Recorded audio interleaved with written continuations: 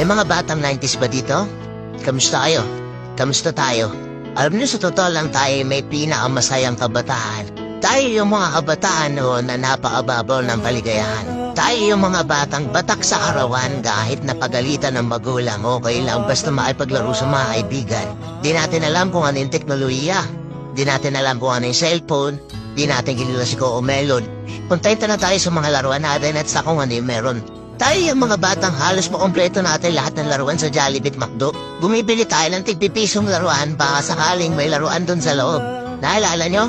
Noong mga panahon, naghahanap pa tayo ng dagamba kung saan-saan. Naghahanap tayo ng mga sahan ng puno para makipaglaro ng baril-barilan. Kukuha tayo ng gulong sa tabi-tabi tapos pagugulumin lang natin kung saan-saan.